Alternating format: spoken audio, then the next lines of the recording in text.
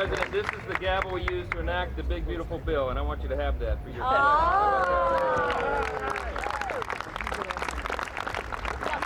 we ready? Gavel us in. Are we ready? Yeah.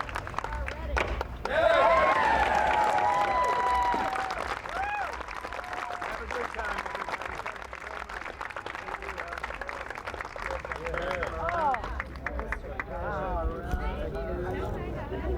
Hi, Marge.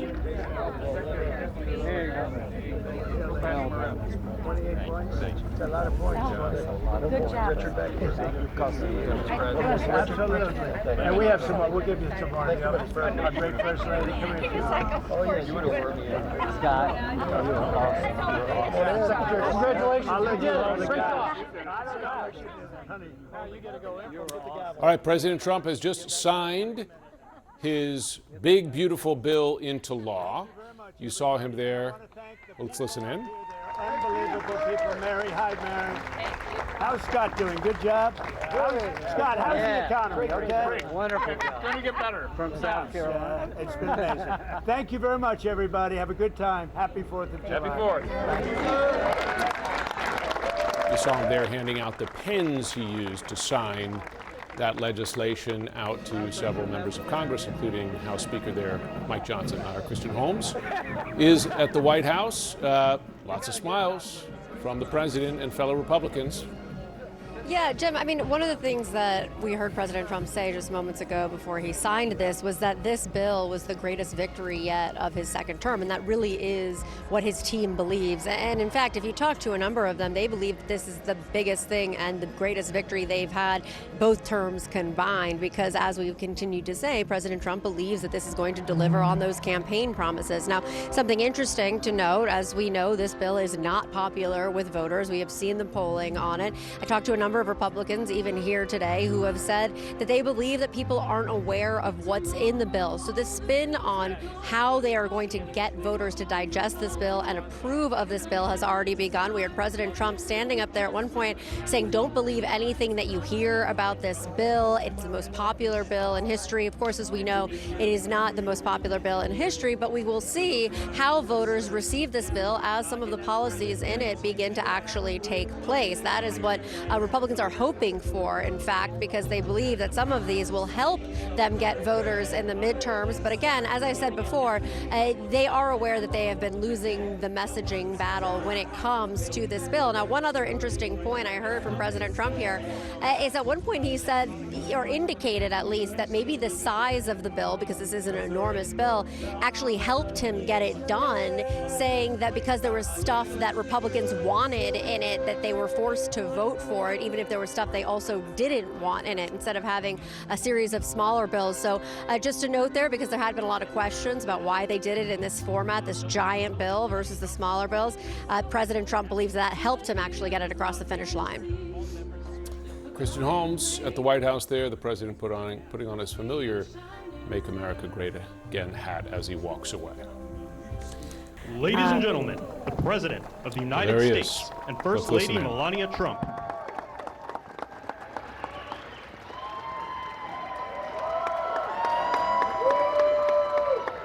Well, thank you very much, and that is some sight, especially after what happened just a week ago. When you look at that big, beautiful plane, and the other ones were something. It was an incredible mission, and I think I can say very proudly, and I don't have to quote the polls, that our country is more proud right now than it's been in many, many years. We have pride, we have dignity, we have something that's happened miraculously so fast. You know that our military now is the most sought after job there's ever been, serving in our military. 1 year ago, people didn't want to join our military. They didn't want to join our police, our firefighters.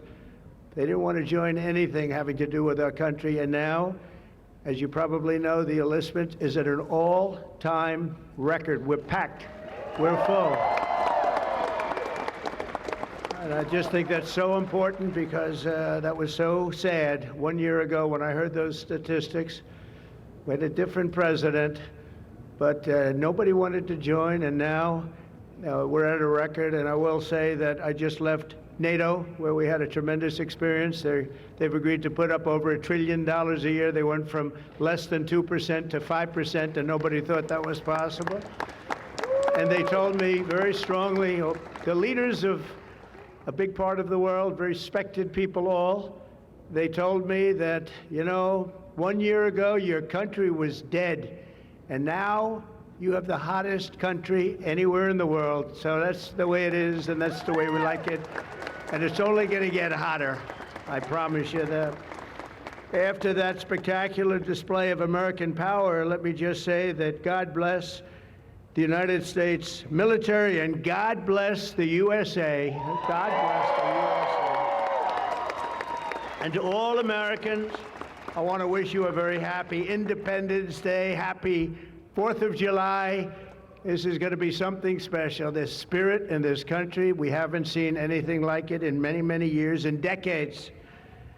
Let me also express our gratitude to our magnificent First Lady. She worked very hard to make this all work. And we have a fireworks display about 9 o'clock tonight. I hope you're all going to be around and watch it.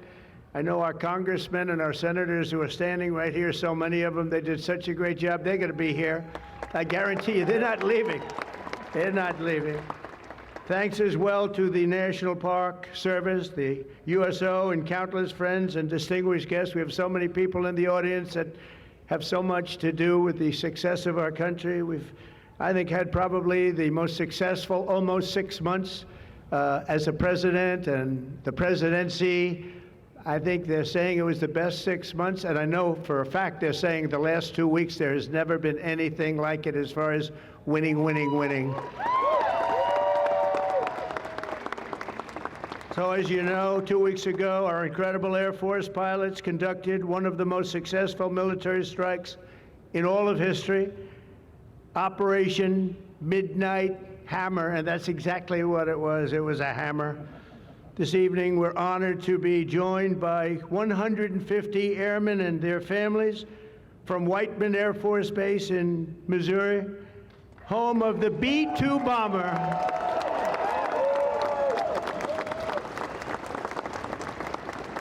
And we've kept them a little bit on guard. We kept them a little bit, let's be a little bit quiet about it. But if you want to raise your hand very quickly, raise your hand, because you people are just incredible. President Trump at the White House there giving a tribute to airmen and women following a flyover from B-2 bomber, as he references 2 weeks ago, U.S. strikes on Iranian military sites.